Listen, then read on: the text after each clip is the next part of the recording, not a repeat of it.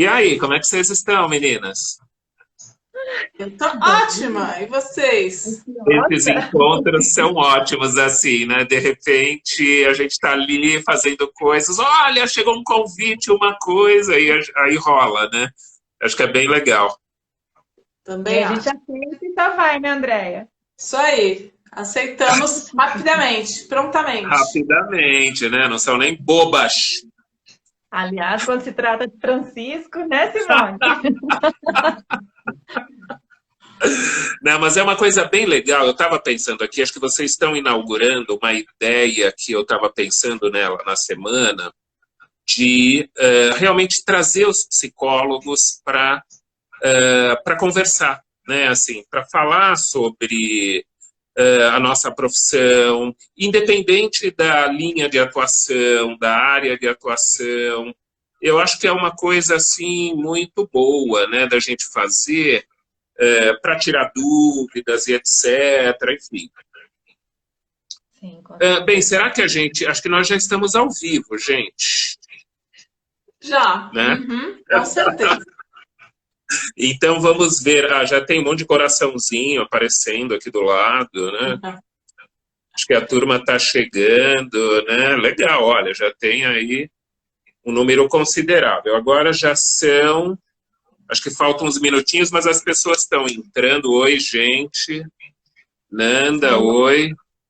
Valéria, Ponto. 8h15 em ponto. Vamos começar? E aí as pessoas vão chegando, pode ser assim? Porque nós temos, né, mais ou menos uma hora aqui, né, Sim, sim. de live, né? Isso. Bem, queridos amigos, é um imenso prazer todas as pessoas que estão chegando aqui, né, Valéria, by Fox, eu só estou vendo pessoas entrando aqui, o número subindo, isso é muito bom, né, porque teremos, assim, uma audiência enorme. Então, agradecer, né, já a presença de todos nesse momento, né, de aceite desse convite para nós dialogarmos, conversarmos um pouco sobre a própria questão da psicologia neste mês, né, que é o mês da psicologia, né, no dia 27 de agosto, né, nós comemoramos o Dia do Psicólogo. E isso é uma coisa bastante importante, porque também, ao mesmo tempo, nós estamos comemorando 59 anos da regulamentação dessa profissão no Brasil, né? Dessa profissão maravilhosa, dessa profissão que cada vez mais ganha espaço, importância, né? Que cada vez mais as pessoas têm interesse, né, de entender, né, esse nosso trabalho. É, então, essas lives, né, e essa aqui específica, né, tem a função de nós debatermos os vários lugares onde os psicólogos trabalham. Eu gosto só de fazer uma ênfase que, para ser psicólogos, nós precisamos fazer uma faculdade de psicologia. Nós precisamos estudar, né? Nós vamos fazer a graduação de psicologia, que são 5 anos. Depois nós fazemos estágios supervisionados, né? Nós fazemos muita leitura. Depois nós fazemos outras formações além da graduação. E eu quero dar essa ênfase para dizer que a psicologia é ciência, né? A psicologia não é uma coisa assim de pessoas que vão bater um papo num lugar, né?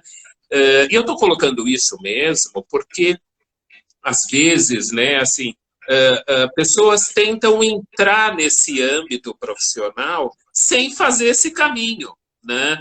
E isso é muito perigoso, é o que chamo de iatrogenia, né? São as pessoas que tentam entrar numa área que não é de conhecimento, achando que é uma coisa fácil, e elas podem causar problemas, e particularmente no âmbito da saúde mental, a outras pessoas, né? E isso não é aceitável, né, nesses nossos dias.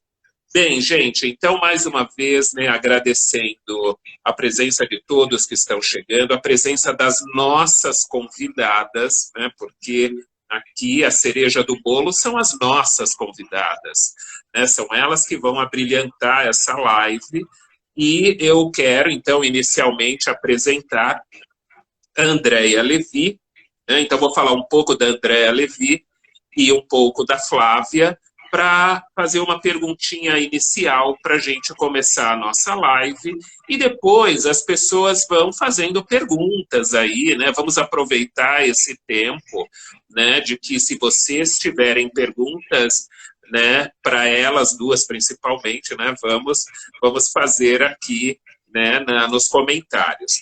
A Andréa Levi é psicóloga e cofundadora do Instituto Obesidade Brasil. Ela é graduada em psicologia há 23 anos, especialista em obesidade e transtornos alimentares, né, pela USP. Atuou 15 anos em clínicas de cirurgia bariátrica e atualmente atua em consultório particular. Ela tem uma história muito interessante, além de ter sido minha sócia durante muitos anos, né, André? Esse tema da obesidade é tão próximo a ela, né, porque na infância, adolescência, ela se submeteu à cirurgia bariátrica, né, e desde então mantém aí o seu peso, né, então ela tem histórias de entusiasmo a ajudar as pessoas que passam por histórias parecidas. E ela é autora de um livro muito especial, de cirurgia bariátrica, chamado, né, Manual de Instruções para Pacientes e Familiares. Cirurgia bariátrica, Manual de Instruções para Pacientes e Familiares, pela M-Books, em 2015. André, eu vou começar por você e depois eu trago a Flávia para a nossa discussão. Então, inicialmente, eu gostaria que você pudesse nos falar um pouquinho, né, sobre a sua carreira, como você conduziu, né, a sua atuação nesses anos todos. Tá bom, obrigada pelo convite. É um grande prazer estar aqui com vocês hoje. E é um super prazer falar para psicólogos que estão começando ou para outros psicólogos que têm outras trajetórias. Eu acho que isso é super importante e falar com vocês dois, que são dois grandes psicólogos também. Então, vou contar um pouquinho da minha história, porque eu tive algumas sortes e algumas oportunidades. Então, logo que eu me formei na faculdade, há 23 anos mais ou menos, eu decidi fazer a cirurgia bariátrica, que era uma coisa que ainda era relativamente nova no Brasil, assim, o acesso já existia, mas o acesso era um pouco difícil. Porém, eu tinha uma obesidade muito grave, eu tinha 140 quilos, um IMC de 48, isso é uma obesidade que a gente chama de obesidade grau 3, quase de superobesidade. E era a minha história, desde a infância, adolescência, era um sofrimento grande para mim. Então, lá fui eu fazer a cirurgia. E assim que eu fiz a cirurgia, o cirurgião me convidou para trabalhar com ele como psicóloga da equipe. Ou seja, eu não tinha preparo nenhum para isso, menos ainda eu estava aprendendo a lidar com o meu problema, né, me recuperando de uma cirurgia, mas assim como eu, não tinha, ninguém mais tinha, nenhum outro psicólogo tinha, né, naquela época. Então eu considero isso, foi uma sorte, foi sorte de principiante, vamos dizer assim, de quem acabou de sair da faculdade e não sabe se vai bem para cá ou bem para lá, e eu fui, né, com a cara e com a coragem. Eu falei, mas como que eu vou atender seus pacientes assim?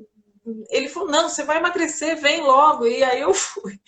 Então, eu fui aprender, por isso eu fui para o Hospital das Clínicas, me especializar, me aprimorar, entender, ajudar a construir um conhecimento que na área da psicologia não se tinha, né? Então, nós tínhamos muito poucos pacientes operados naquela época, e os pacientes que eram operados eram aqueles pacientes muito, muito graves, que já não andavam. Então, a psicologia tateava um pouco esse assunto, como é que a gente vai fazer, nossa, e se a gente deixa esse paciente operar e ele deprime, ou ele se mata, ou acontece... A gente não sabia nada, na verdade.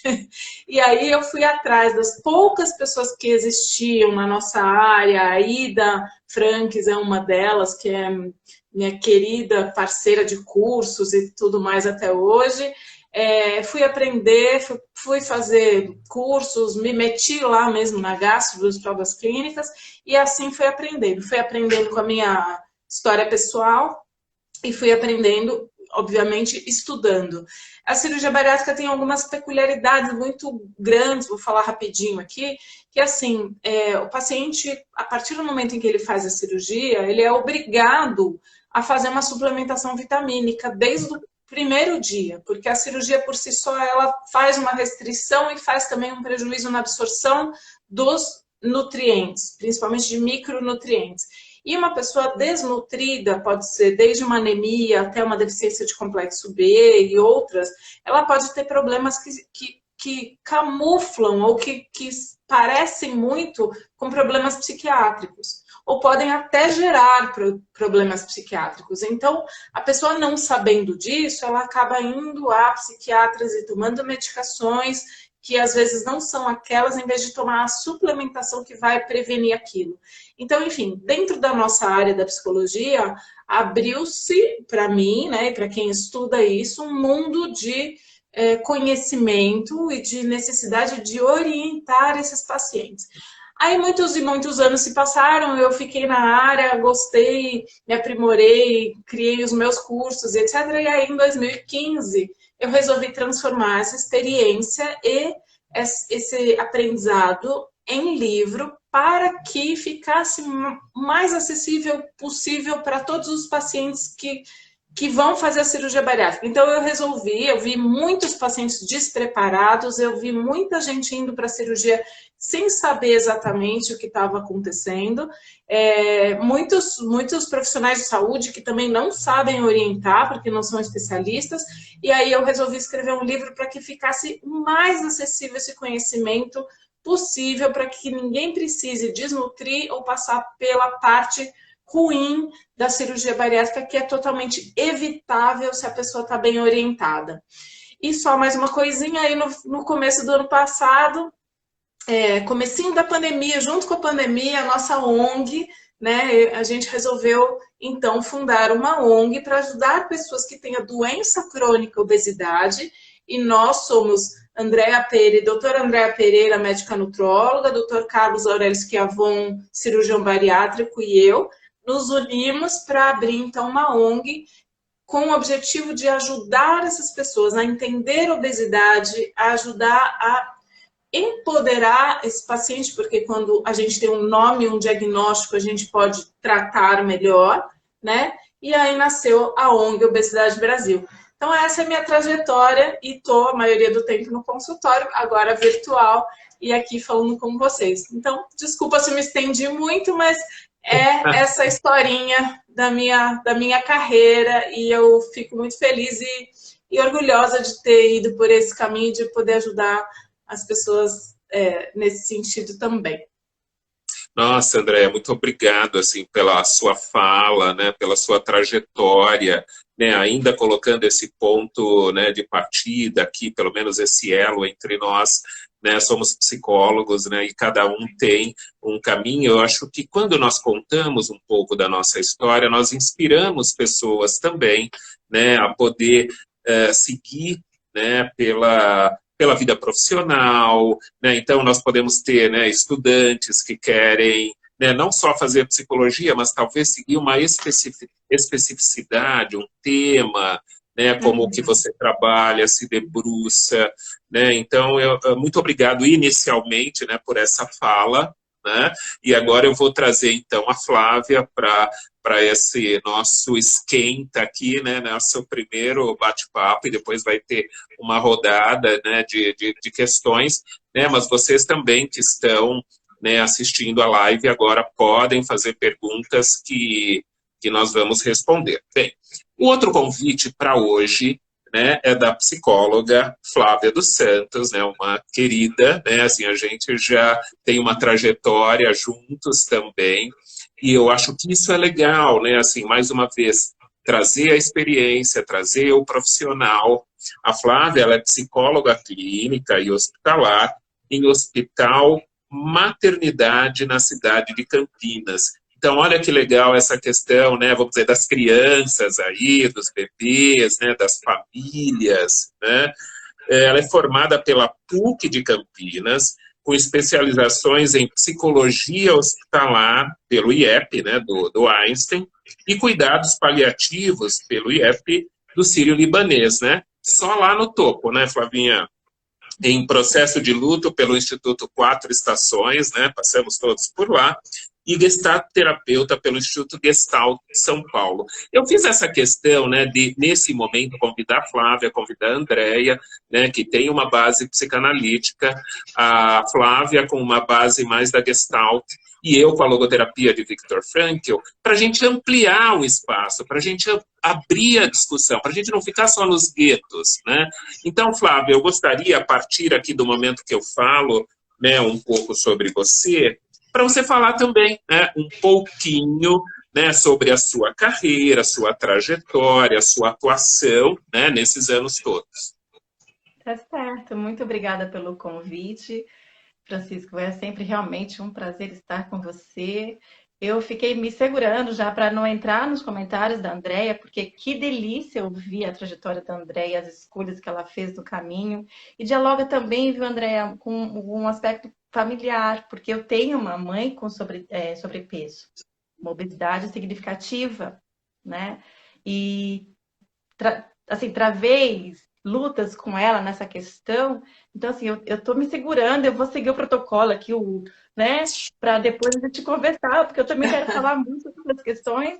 E além do que, também a obesidade, né, esse paciente com essa demanda está chegando no hospital onde eu trabalho. E aí depois eu quero conversar um pouquinho também. Vou adorar.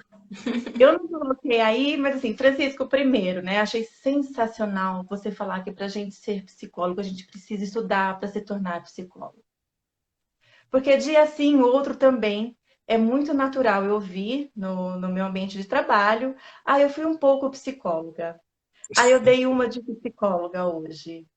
Eu já atendi, já conversei com ela, né? Como se o atendimento do psicólogo, embora a narrativa esteja presente, a ferramenta, né, principal, mas assim, papagaio também fala, né, Francisco, né, André? Então, para ocuparmos esse lugar, a gente tem que ocupar com propriedade, estudar para isso, fazer toda essa dedicação que você falou. Então, assim, realmente é o ponto-chave. E o mês de agosto é mês que vem para a gente falar sobre isso, justamente no contexto onde a saúde mental ganhou também um destaque aí, né, extremamente significativo, que vem com a pandemia, mas que vem também com esse espaço das Olimpíadas, de precisamos cuidar da nossa saúde mental.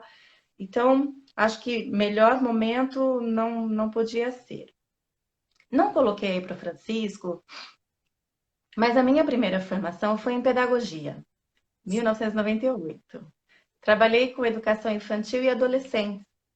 E lá na pedagogia já tinha ali uma ênfase em psicopedagogia. Bom, trabalhei um pouco nessa área, depois por questões familiares, vai daqui, vai dali, uma perda gestacional atravessou aí a minha vida. Parei para cuidar da família, das crianças, né? Que hoje estão moças, 24 e 20 anos, Isabela e Manuel, na vida. E quando me mudei para Campinas, né, já nessa função extremamente de mãe, eu pensei, o que eu vou fazer? Eu faço um mestrado, uma pós-graduação. Falei, mas eu não quero restrições na minha área de atuação. Eu não quero ouvir de alguém que você não pode atuar nessa área porque você não tem a graduação em psicologia. Mas eu já sabia que eu não queria mais atuar na pedagogia. Então foi onde eu resolvi, já adulta, com filhas crescidas, não tão grandes, mas, né, voltar para os estudos, voltar para a sala de aula como aluna e me graduei, então, pela PUC Campinas em psicologia. Bom, através dos estágios, né, a abordagem humanista, ela sempre deu match ali. Cheguei, assim, apaixonada pela abordagem, mas uma coisa que eu não fiz e que eu sempre oriento as pessoas que me procuram, né, estudantes, é a não se fechar a uma abordagem teórica na formação. Catei a Gestalt, botei aqui, falo, vamos junto, mas me debrucei um pouco sobre a psicanálise, fui conhecer um pouco mais de perto, porque a faculdade é um recorte, né, do que cada uma dessas teorias pode nos oferecer e tem a nos ensinar. Mas a Gestalt se permaneceu ali comigo, foi visitar comigo todo mundo do meu ladinho.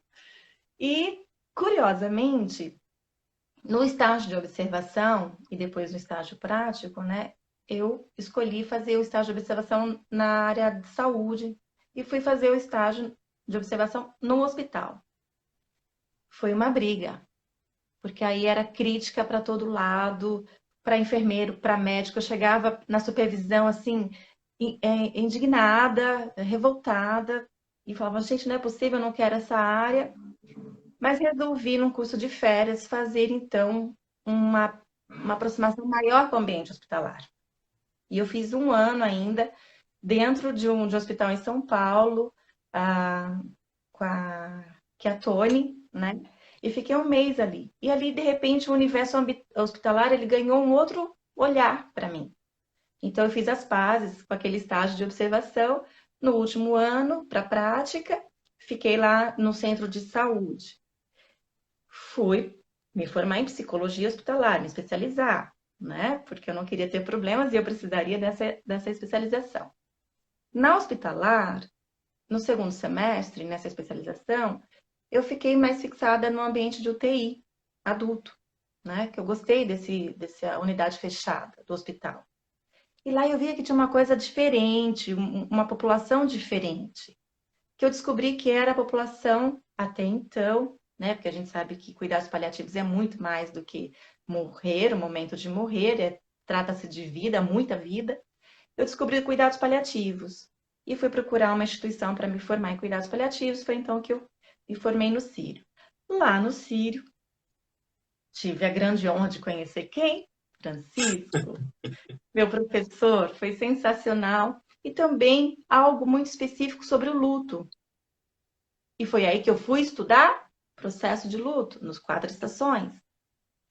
Paralela a isso, a formação teórica, né? Então, veja só, formar, estudar, né, Francisco? A gente faz a graduação e não se limita a ela, porque eu também compreendo que para trabalhar com algumas especificidades, que nem agora, Andréia, chega essa população para mim, eu não me sinto assim apta a cuidar dessa demanda. E eu tenho algumas críticas, alguns colegas, porque eu tenho visto o pessoal chegar lá e eu falo, eu não sei se eu liberaria essa pessoa para bariátrica. Mas, enfim, depois eu quero saber de você mais sobre isso. Bom, e com tudo isso, acabei ingressando num hospital que até então eu também não julgava estar apta, porque eu não tinha feito nenhuma especialização em parentalidade, em saúde da mulher, mas aí eu me permiti, né? Psicólogo hospitalar, graduado em cuidados paliativos, especialista em luto, com uma formação na abordagem teórica muito bem fundamentada, eu falei, eu vou encarar esse desafio. E, na verdade, eu me sinto extremamente adequada ao ambiente hospitalar, que antes era só maternidade, mas agora está abrindo para outras especialidades, que também está me provocando novos desafios. E me sinto extremamente adequada como psicóloga hospitalar e também como psicóloga clínica, não só com demandas em luto, só não atendo crianças, mas na clínica particular também. E é assim que eu cheguei neste ambiente. Bora lá? Meninas, muito obrigado por essa primeira rodada de apresentação, para que as pessoas possam conhecê-las, né? Conhecer principalmente nessa linha que eu estou trazendo como a formação como algo fundamental e que nós estamos comemorando, né, nesse mês, né, o mês da psicologia, o mês dos psicólogos, né, com toda a estrutura que se exige, né, e que se tem como currículo para a gente chegar nesse lugar. Então, a psicologia é uma ciência, então é sempre importante a gente colocar isso para a gente poder preservar esse espaço entre os profissionais. Bem, André, eu quero fazer mais uma colocação para você, e agora a gente, saindo um pouco do aspecto da teoria, da nossa formação, de entender um pouco sobre vocês, falar um pouco da praxis, né? Ou seja, nesse período pandêmico, particularmente esse 1 ano e meio, a vida de todo mundo virou de cabeça para baixo, né? De repente chegou, né, algo que mexeu, né, do ponto de vista mental, físico, social, com todos nós.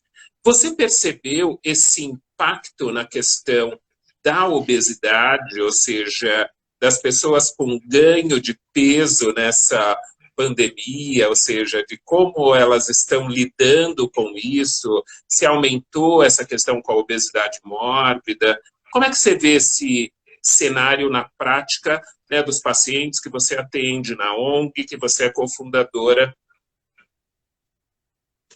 Sim, sem dúvida, em todos os aspectos da saúde, a gente teve que se reinventar e buscar outras alternativas para manter a saúde em dia, né? Então, quem ia, por exemplo, para uma academia, ou quem estava em acompanhamento mesmo, médico, nutricional, psicológico, multidisciplinar, para tratamento clínico ou cirúrgico da obesidade, no início da pandemia, acabou abandonando o tratamento. Por exemplo, nós mesmos não sabíamos quanto tempo ia durar a pandemia. Vou fechar o consultório 15 dias, depois virou 3 meses, depois virou 1 ano.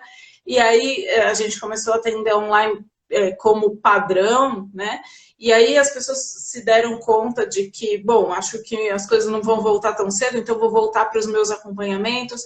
Então, sim, claro, a saúde mental ficou diretamente afetada, todos nós ficamos assustados e meio tentando entender o que estava acontecendo, até a gente encontrar esse novo lugar aí, conviver, ajudar as pessoas.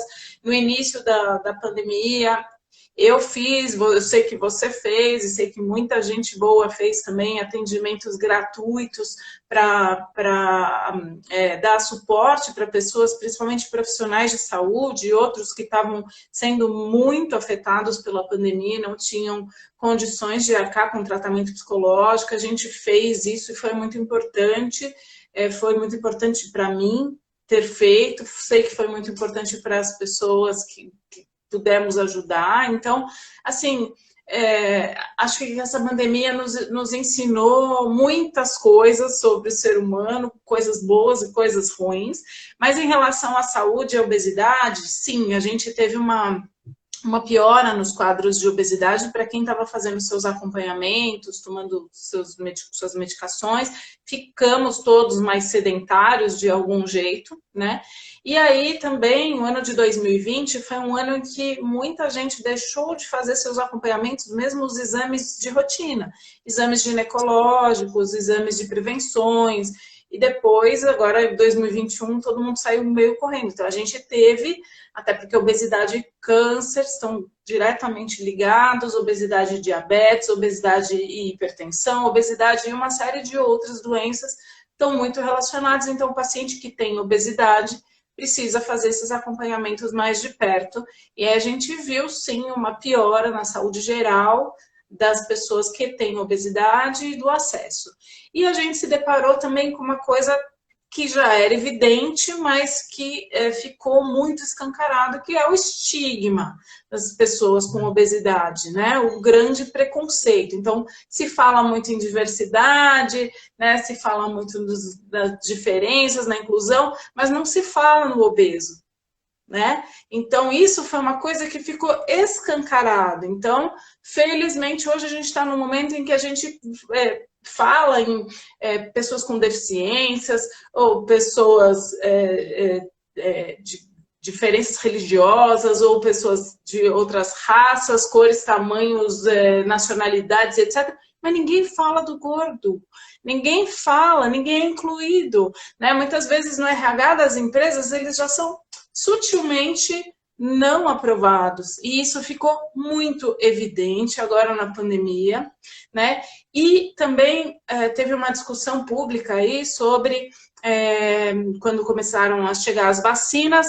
Ai, poxa, mas como assim quem tem obesidade vai tomar vacina antes? Por que ele não vai se cuidar? Por que não fecha a boca e vai malhar e etc? Então, o preconceito ficou pesadíssimo em cima das pessoas com obesidade. E aí foi um gancho para a gente também poder falar mais sobre isso e como as pessoas com obesidade sofrem muito, porque ninguém nunca acordou um dia e escolheu vou ter obesidade, assim como vou ter um câncer ou vou ter qualquer outro tipo de doença, né? Então aí também a gente abriu esse espaço que era velado, era meio na brincadeira, o gordinho brincalhão e etc. E aí a gente conseguiu abrir esse espaço de fala para o preconceito que é enorme contra as pessoas com obesidade. Elas foram extremamente julgadas porque tinham prioridade na vacina, por exemplo. Né? Então a gente sabe que a pessoa com obesidade ela não pega mais Covid, ela tem que tomar os mesmos cuidados que todo mundo, porém quando ela pega, ela pode se agravar, ter um quadro muito mais grave do que quem não tem obesidade e doenças metabólicas que vêm da obesidade ou são agravadas pela obesidade também. Então tudo isso ficou muito escancarado. E aí um resultado que a gente teve disso muito recentemente, as cirurgias bariátricas passaram a ser cirurgias essenciais. Para tirar, não é para sair correndo e fazer cirurgia bariátrica, não é para sair correndo e fazer despreparadamente, não é isso, mas é considerado um tratamento para obesidade acima de determinado grau. O tratamento cirúrgico, até hoje, é o mais eficiente, e aí o paciente bem preparado foi encaminhado para as cirurgias bariátricas, aí pós-pandemia, como uma maneira de controlar sua obesidade e suas comorbidades. Então, acho que toda vez que o mundo dá um nó, a gente tem que pegar os ganchos para aproveitar e falar sobre as coisas que estavam ali, mas brotaram e ficaram mais evidentes, né?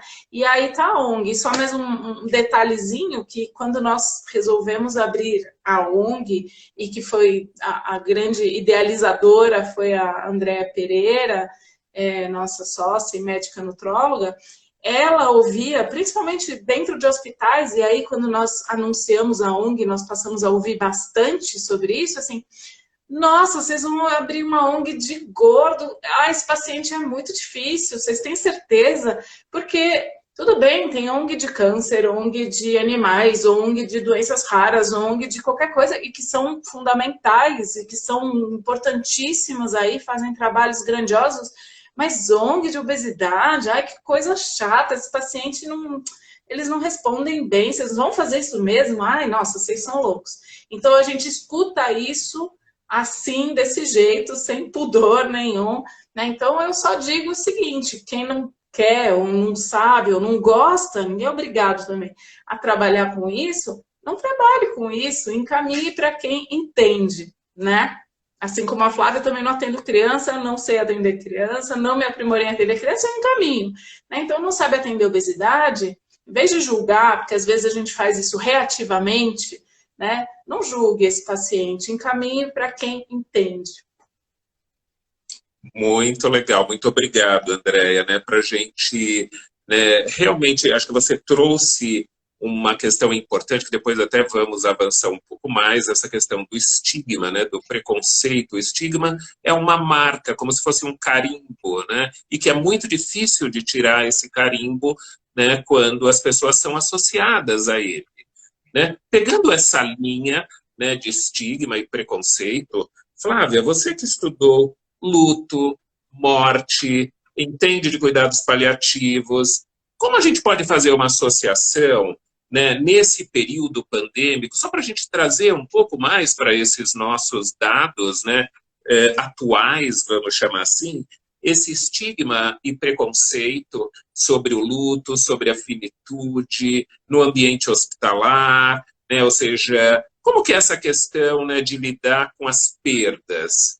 Fala um pouco da sua experiência. Fala um pouco, sim. Até porque, né, Andréia, estar numa condição de obesidade é lidar com muitas perdas, né? Uma perda, inclusive, de inserção na sociedade. Eu já me meti em muita confusão por conta da minha mãe, por conta de como olhavam para ela, por conta de como tratavam ela. Então, isso para mim também é uma luta pessoal. E não deixa de ser também um processo de luto e perdas advinda por conta da obesidade, né? E, Francisco, foi essa questão do luto e da situação pandêmica, né? Aqui agora a gente está em outra fase da pandemia, mas eu estava me lembrando de como foram os primeiros dias dentro do hospital, Exato. É, isso é né? importante. Os primeiros dias dentro do hospital, porque era uma coisa assim, um silêncio absoluto. E eu não pude ficar em casa.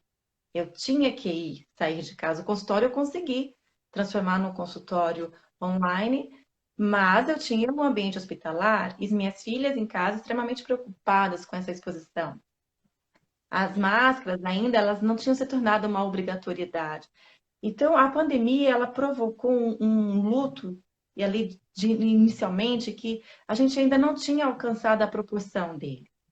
A gente foi tomando pé das coisas, porque inicialmente eu lembro que o meu primeiro luto foi o luto pelo abraço, pelo contato. Vocês se lembram disso? Sim. Né? Então, Ainda temos um pouquinho dessa Ainda carência, temos né? um pouco, né? temos o luto pelo abraço e o luto por não sair de casa. Eu saía de casa, né, pelo trabalho, então era uma forma de sair. O meu ambiente de convivência ficou meio que preservado. Mas o abraço, aquela coisa, eu sou sinestésica, eu gosto de abraçar, eu tenho isso comigo muito. E lá atrás, quando nada disso estava acontecendo, talvez eu fosse uma pessoa meio que fora da curva com esse contato. E depois eu falei, olha só, as pessoas agora estão sentindo falta do que eu sinto, né? Desse abraço. Então, a pandemia, ela nos colocou numa situação de muitas perdas.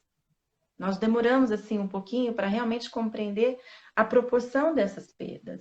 E como eu, psicóloga, né, vou para o meu ambiente de trabalho, neste contexto, e trabalhando os meus processos ali de adaptação neste ambiente, cuidando de tanto luto, por mais que eu fosse ali especialista em luto, eu jamais imaginei olhar para uma sociedade enlutada, uma humanidade enlutada, hoje, né? Historicamente nós já vimos isso, mas eu não imaginei que eu fosse passar por isso. Quando eu fui lá escolher a minha especialização em luto, imagina, né? De forma alguma. E aí também olhar para esse contexto e falar, e agora, José? Como é que a banda toca? Como é que a gente fica nisso tudo?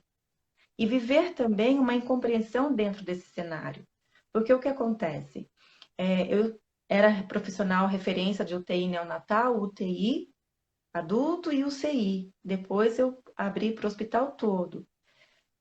E a primeira coisa, a mãe vai ficar sem ver o filho e os pais, né, por 15 dias. Ah, não tive dúvidas. Catei o que me pertencia, fui para a sala fazer o primeiro vídeo, né, para mandar para essas mães. E aí eu precisava lidar com o meu luto para voltar para a sala.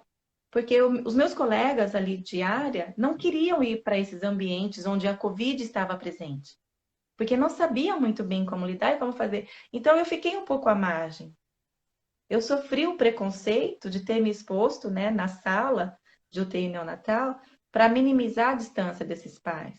E esse processo também, ele demorou um pouquinho para se acomodar e se ajeitar e falar assim, é isso aí mesmo que nós temos para fazer.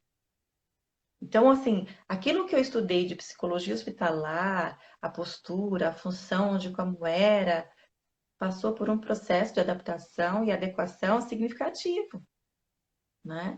Então, se a gente também não para olhar para as nossas estruturas, aquilo que é muito rígido para mim, que tem que ser como, e não trabalha essa flexibilidade de adaptação, poderia ter sido um fator de significativo adoecimento para mim. Sem dizer que hoje, né, eu estou no meu processo de luto pela morte do meu irmão por Covid, que sábado vai fazer 3 meses. Então, em relação ao meu processo de luto, a morte do meu irmão, eu me ausentei aí num tempo significativamente irrelevante, né? 2 semanas. E depois eu voltei para o contexto hospitalar ainda assim. Então, assim, né? A ponta de quando isso tudo começou e como hoje nós estamos em relação a isso. E de ver como os profissionais dentro da instituição, técnico, recepção, limpeza, médico, físio, fono, nutri, como todo mundo, assistente social, como todo mundo também precisou passar por esse ajuste e esses desafios que foram trazidos pela pandemia e o processo de luto, que ele foi de todos, né? Dos profissionais, da exposição, daqueles que perderam. Então, assim, hoje o processo de luto, ele está no calcanhar de todo mundo, por uma via ou por outra. E isso exige que a gente... As minhas filhas estranhavam, minha família estranhava que eu falava sobre morte, né? No almoço, no jantar, elas brincavam comigo, mami, só nessa casa. Mas hoje todos nós somos obrigados, lançados a olhar para essa questão da finitude. Então, não é mais algo que dá para colocar a peneira, sabe, Francisco? Não, a peneira não está mais lá. Eu achei Então, importante essa sua fala, né, Flávia? Porque é justamente isso, né? A questão do estigma, a questão, né, assim, de colocar a morte debaixo do tapete, né? Ou, né, assim, como se, né, nenhum de nós fôssemos morrer um dia, né? E, né, como se fôssemos viver para sempre, né? E aí, de repente, a pandemia trouxe isso à tona, porque as pessoas, né, começaram a lidar, né, com perdas, às vezes perdas muito próximas. Isso deixou de ser aquele lugar do impossível, né? E você sente, né, agora ainda a ênfase no seu trabalho, né, essa questão, né, de lidar com o luto, né, esse luto social, esse luto, vamos dizer assim, você sente que isso trouxe esse outro personagem, que é o que nós estamos comemorando esse mês, os psicólogos mais à frente, né, assim, com uma visibilidade maior no trato, né, porque há algumas décadas atrás, né, assim, ninguém encaminhava as pessoas ou ninguém queria ir no psicólogo, porque tinha lá também o estigma em cima, né, do psicólogo, eu não sou louco, isso, tudo mais. E hoje em dia, eu particularmente vejo o contrário, né? Eu vejo as pessoas, né, olhando, dizendo assim, olha, você conhece alguém para me indicar, né? Ou mesmo outros profissionais dizendo, olha, você já está no seu processo, né, de análise, né, de psicoterapia com a sua psicóloga, com o seu psicólogo, enfim. Né, você percebe isso também nesse momento do ponto, né, de vista social, que nós psicólogos, né, vamos dizer assim, temos esse lugar, vamos dizer, mais aceito na sociedade, quase como uma necessidade? sem sombra de dúvidas, Francisco, sem sombra de dúvidas. Assim, esta projeção da profissão, né, ganhou um espaço e um respeito extremamente significativo. Olhar para a nossa história, né, 59 anos da regulamentação da profissão, é novo, é pouco, né? E a gente teve que lutar muito para isso. Meu pai, quando eu fui me formar, ele falou, filha, mas psicólogo é tudo doido. Meu pai me disse isso. Sim. Né? E da minha família, eu tenho uma sobrinha afilhada que ela está fazendo psicologia, eu falo que é a minha herdeira, né, da profissão, e ela fala, madrinha, quantas coisas. E as Sim. pessoas falam para mim, quando eu falo, você é psicóloga, nossa, você deve estar tendo muito trabalho, né? Porque compreenderam a importância, ou estão compreendendo a importância do psicólogo. Então, realmente, eu costumo sempre dizer, né? Olhar para o que tem de bom e de ruim nas situações, copo meio cheio, meio vazio, olhar para a situação como um todo. Sim, a pandemia nos proporcionou isso, assegurarmos, né, o lugar do psicólogo e falar, isso aqui é coisa de psicólogo, não é coisa de assistente social, não é coisa de médico, né, não é coisa de nutri, cada um no seu lugar, inclusive com as especializações. Estou aqui falando para a Andréia, né? Eu estou um pouco angustiada, Andréia. Depois eu vou trocar figurinha com você, porque esse paciente chega, e eu também acho que eu preciso de compreender um pouco mais o universo desse paciente para atuar de uma maneira mais assertiva e eficaz com ele. Então, também é minha responsabilidade isso. E vai chegar Obrigado. cada vez mais, né, Flávia? Porque nós temos no Brasil 60% da população com sobrepeso, mais 25% de obesidade. Então, nós já somos um país de pessoas com obesidade, e isso vai chegar em todas as clínicas, né, em todo o hospital, em todas as áreas da saúde. A gente tem que saber lidar com o paciente com obesidade. Então, esse é um dos trabalhos que nós estamos fazendo também na ONG, de capacitar profissionais de saúde para lidar com obesidade, ginecologistas, ter macas apropriadas, ter condutas apropriadas, poder falar sobre a doença obesidade de uma forma mais natural, como se fosse assim, se você viu, por exemplo, uma lesão, uma pinta diferente na pessoa, a gente não teria problema em dizer, olha, você me permite te encaminhar para um dermatologista, eu acho que o aspecto dessa pinta não está legal, vamos olhar para isso e falar da obesidade da mesma forma. Você me permite falar da sua obesidade? Vamos tratar com especialistas? Posso te encaminhar para alguém? Ou você já está cuidando disso? Ou você gostaria de ajuda para cuidar disso?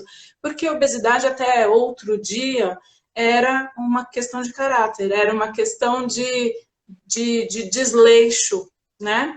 E hoje a gente sabe que não tem nada disso, que obesidade, doença crônica, mistura de genética e ambiente, e que se temos uma genética favorável para um ambiente que desfavorável, vamos dizer assim, que complementa essa genética, a pessoa vai desenvolver a doença. Então, ainda estamos anos-luz dessa compreensão, né, tanto do público leigo quanto de profissionais de saúde mesmo, de entendermos a obesidade como doença, mas estamos nesse caminho e isso vai ajudar muito os nossos pacientes de todas as áreas. Aí você certamente vai acompanhar várias pessoas que têm outras coisas, outras doenças, outras patologias e também obesidade. Andréia, eu gostaria de ainda dar ênfase, né, seguindo nessa linha, trazer uma outra temática que também apareceu com a pandemia, que foi o atendimento online, né? Ou seja, até tínhamos atendimento online antes, mas num número mais reduzido, né, de pacientes que, né, não podiam vir ao consultório, muitas vezes não podiam, né, vir ao hospital. Mas eu gostaria, André, que você pontuasse um pouco mais essa mudança de lugar, né, do lugar físico para o ambiente online, onde, assim, se isso alterou em termos, né, da procura pelo trabalho, né, pelo seu trabalho, o que você tem para nos dizer, né, sobre esse novo lugar que todos nós aí estamos já há um bom tempo? Bom, quando nós, provavelmente nós três e muita gente, quando nós nos formamos, atendimento online, ou na época por telefone, né, era praticamente um pecado, um sacrilégio da psicologia. Né? Assim, como assim você não vai ter o setting terapêutico, olhar na cara do paciente, nos olhos, ter a presença? Então, a gente saiu da faculdade e isso nem existia, isso não era uma possibilidade, aliás, ao contrário, era muito mal visto. Né? E aí começou a acontecer, muito antes da pandemia, de pessoas que passavam com a gente, faziam tratamento com a gente, mantinham um vínculo importante, e por algum motivo essa pessoa se mudou para outro país, para outro estado, e queria manter o atendimento. Então, eram casos esporádicos que nós mantínhamos, mas assim, meio experimentalmente, dizendo para a pessoa que, ok, vou manter o seu atendimento porque nós já nos conhecemos, então tinha todo o vínculo já feito e a gente já se conhecia pessoalmente.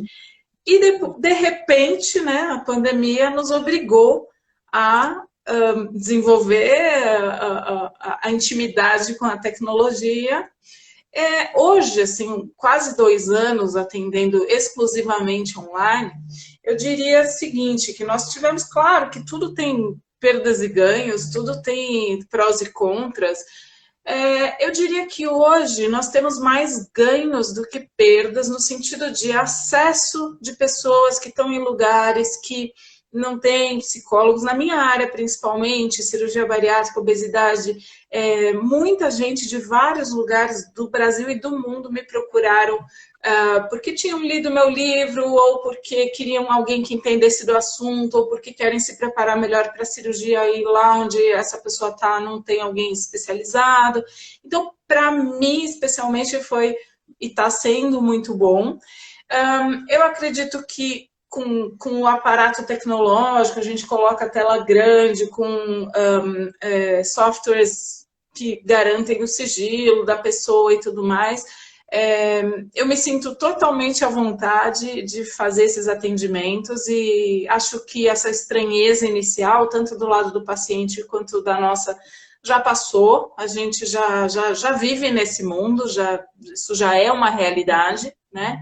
Então, assim, eu acho que isso tornou o acesso ao psicólogo melhor, mais fácil para todo mundo.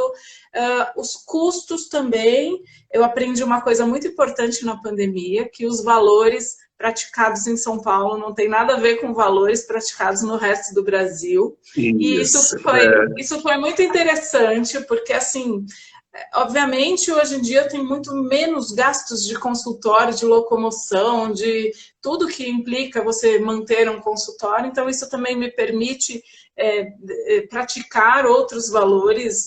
Isso é bom, né? Porque também torna mais acessível o atendimento. Então, de verdade, eu estou muito otimista nesse sentido e gostando muito dessa vida online. E procuro proporcionar para os meus pacientes o maior conforto possível. E, assim, é muito interessante, porque às vezes você nunca viu a pessoa ao vivo, mas você tem a maior intimidade e vínculo com ela. Eu tenho uma paciente que começou o atendimento comigo, agora ela mora na Europa. Ela veio para cá visitar a família. Há 2 semanas nós fomos tomar um café, nos conhecemos e foi ótimo. Então, assim, acho que abriu um mundo que a gente está em todos os lugares para quem quiser e precisar. E acho que a pessoa consegue aproveitar uma sessão de psicoterapia tanto quanto presencialmente. Então, eu praticamente só tenho coisas boas para falar. É claro que algumas pessoas que não têm privacidade dentro de casa sofrem um pouco com isso, mas sempre dá um jeitinho. Eu já atendi gente dentro do closet, dentro do carro, dentro da garagem, no salão de festas. A pessoa, quando quer, ela dá um jeitinho e a gente consegue fazer o atendimento e beneficiar muito mais pessoas. Então, eu só tenho coisas boas para falar sobre o atendimento online. Legal. Temos uma... André, eu só sinto falta do abraço, viu, André? De novo. Isso faz falta mesmo, mas é o que tem para hoje, então vamos fazer o nosso melhor. Mas, não, né? Nós temos uma pergunta aqui do Renato, que é advogado, né? Olha só, eu vou jogar essa pergunta para vocês duas. É uma coisa aqui importante, sempre tem aquelas coisas mais bombásticas que vão ficando para o final. O advogado não é psicólogo. O advogado atende e lida com conflitos sem indicar psicólogo. Falta diálogo entre a psicologia e o direito? Ou há ignorância ou arrogância da advocacia? Falei que era bombástica, né? Mas vocês podem... Porque, assim, nós estamos num diálogo tão gostoso que, assim, nós temos, acho que, mais 10 minutos e olhe lá, né? Para poder falar, porque a live termina, né, no seu tempo de 1 hora, né? E está muito gostoso mesmo. Poderíamos ficar mais tempo. Então, olha que interessante a gente aqui falando, né, da próprio papel do psicólogo, cada um dentro da sua especificidade. E agora a gente está trazendo uma outra área, que é o direito, né? Assim, se vocês pudessem rapidamente, né, assim, uns 2, 3 minutinhos cada uma, né, uma opinião nesse sentido. Vocês acham que falta esse diálogo entre, né, a psicologia e o direito? Ou o direito se coloca lá no lugar dele sem levar em consideração a questão da psicologia no que diz respeito, então, a esses aspectos? O que vocês acham? Quer começar, André? Começo eu. Pode começar. Então, tá certo. Eu começo considerando, por exemplo, a atuação multiprofissional, né? Que eu até escrevi um capítulo no Manual Novo da NCP sobre isso. Mas eu acho que a pergunta do Renato é muito pertinente, porque eu penso que todas as profissões, todas as áreas podem dialogar. Tudo depende da disposição de cada um dos lados. Porque não vamos considerar que, porque somos psicólogos, todos os psicólogos têm a disposição de seguir, de buscar o diálogo com uma determinada área. Então, eu penso que, havendo a necessidade, né, o caminho está aberto. Está aberto. Eu atendo uma profissional, ela é advogada, trabalha com mediação, E assim, ela não está preparada para lidar com luto, com perdas, com mortes, e ela tem que lidar com isso, né? Então, assim, desde que estejamos abertos para o diálogo, a gente sempre pode buscar, sim, e deve buscar esse recurso. Não sei se o que a Andrea acha. Vamos lá, Andréa. Bom, eu acho que outra coisa que a pandemia também escancarou um pouco mais é assim que hoje em dia arrogância ou esse tipo de coisa, eu vou falar uma coisa bem curta e grossa, mas iremos todos para o mesmo fim. Então, não cabe arrogância, na minha opinião, em lugar nenhum. Cada um de nós escolheu estudar determinada área. Somos 3 aqui apaixonados pelo que a gente faz. O Renato, eu sei que também é apaixonado pelo que ele faz. E uma coisa não exclui a outra. Nós, psicólogos, atendemos vários advogados de diversas áreas, né? E nós, psicólogos, precisaremos de advogados em diversos momentos da nossa vida. Espero que não por coisas muito graves, mas precisaremos também.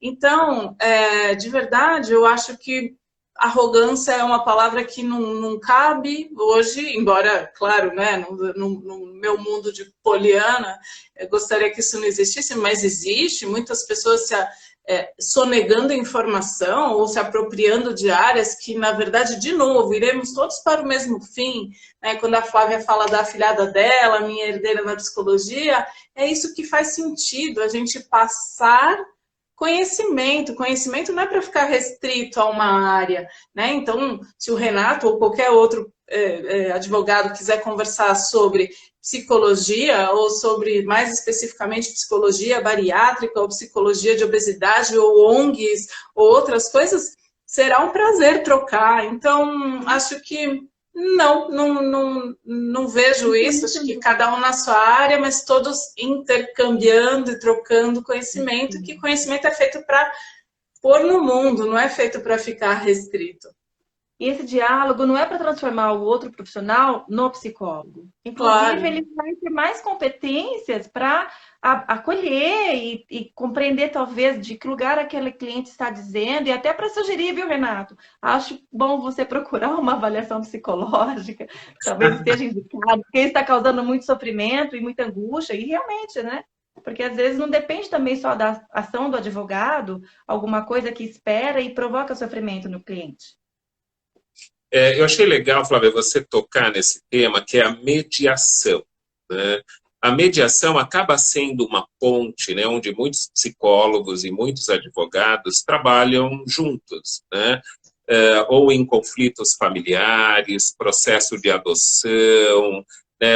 Existe, né, e até para responder também ao Renato, né, assim, existe essa área, né, comum entre a psicologia e o direito, ou o direito e a psicologia, né? É lógico que esses espaços, eles ainda não são tão, como a Andrea colocou, essa questão, né, da gente achar meio poliana, ele ainda não são esses espaços que nós gostaríamos, né, que estivessem aí, né?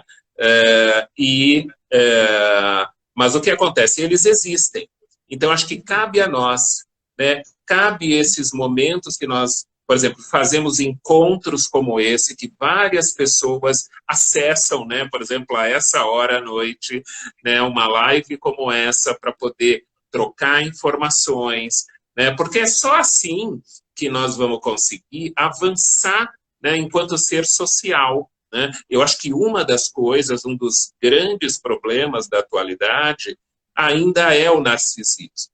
O narcisismo é que pode levar à arrogância, né? O narcisismo é que pode levar a esse lugar, principalmente da ignorância, né? Num país tão polarizado como esse que nós estamos vivendo, né? Quem sabe até nessa pergunta, né, do Renato, a gente pode futuramente pensar numa live, né, nessa configuração, que acho que também poderia ser interessante, né?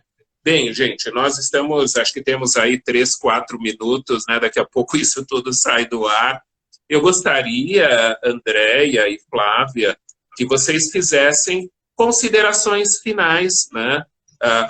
né, às pessoas que nos assistem, né, porque também depois fica gravado, outras pessoas vão assistir, essas coisas sempre replicam, né, a gente nem tem a dimensão e a ideia de onde chega, né, um diálogo como esse, mas com certeza chegará em muitos lugares, né, então eu gostaria que vocês fizessem as suas considerações finais desse encontro. Bom, vou falar rapidamente aqui. Muito obrigada pelo convite. Foi um papo delicioso que poderia durar muitas horas. Para quem quiser saber um pouquinho mais do que eu faço, a psicologia tem tantas áreas, né? É tão abrangente.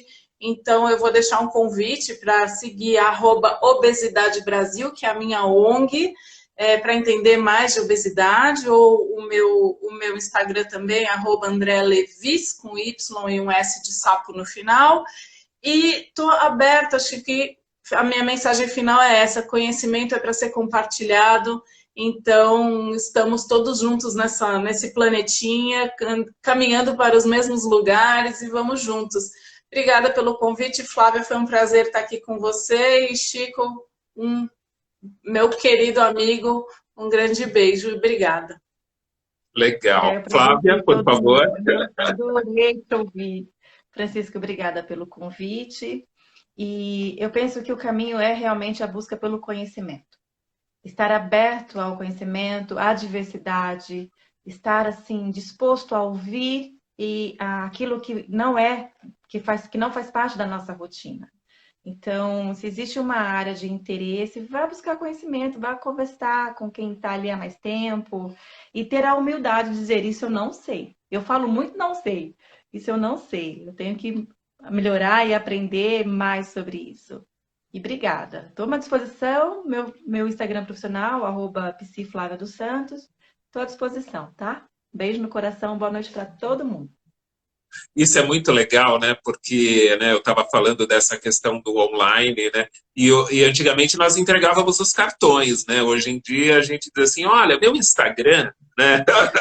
Olha, né, você me encontra em tal lugar, né? Olha, eu tenho um site, né? Então, cada vez mais, esse mundo, pelo menos híbrido, né, vai fazer parte da nossa vida. Né? Então, é importante que a gente possa, sim, né, Flávia, ter esses momentos onde nós vamos abraçar, nós vamos poder novamente viver em sociedade, mas também, né, ou seja, nós vamos precisar incorporar esses lugares que, quando vier alguma tragédia, vier alguma situação como essa que a humanidade, né, atual ainda não tinha vivido, né, nós possamos ter um lugar de segurança, como um encontro como esse, virtual, online, mas cheio de amor, de carinho, né, cheio de energia boa para a gente poder trocar.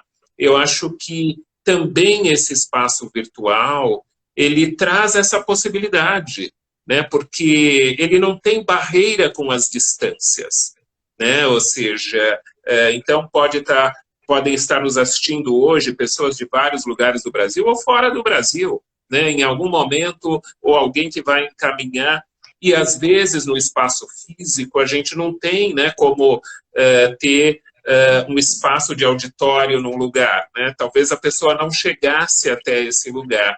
Então, acho que também nós estamos sendo testados, né, para